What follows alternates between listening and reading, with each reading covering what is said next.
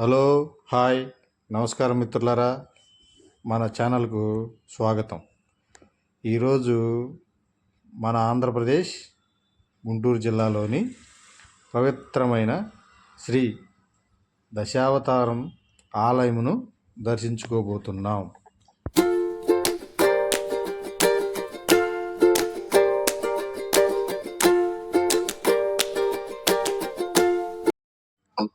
ఈ ఆలయంలో భగవాన్ శ్రీమన్నారాయణుడి 10 అవతారాలను ఒకే చోటు ప్రతిబింబించే అరుదైన దేవాలయం. మత్స్య, కూర్మ, వారాహ, నరసింహ, వామన, పరశురామ, శ్రీరామ, శ్రీకృష్ణ, బుద్ధ మరియు కల్కి అవతారాలు అత్యంత అందంగా శిల్పకళతో దర్శనమిస్తాయి.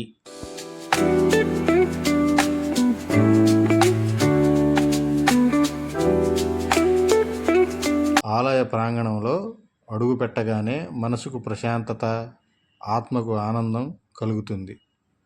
ప్రతి అవతార ధర్మం, న్యాయం, మానవత్వం అనే గొప్ప సందేశాన్ని మనకు అందిస్తుంది.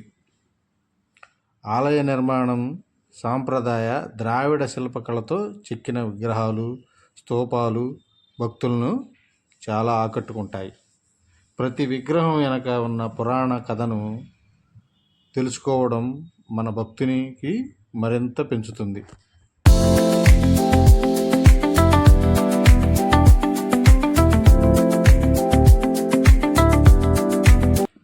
ప్రత్యేక పండగ రోజుల్లో అనగా వైకుంఠ ఏకాదశి, శ్రీకృష్ణ జన్మాష్టమి, నరసింహ జయంతి సందర్భాల్లో ఆలయ భక్తులతో కిటకిటలాడుతుంది.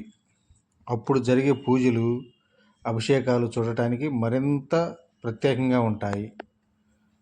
గుంటూరు ప్రాంతానికి వచ్చిన ప్రతి భక్తుడు తప్పకుండా ఈ ఆలయాన్ని దర్శించాలి.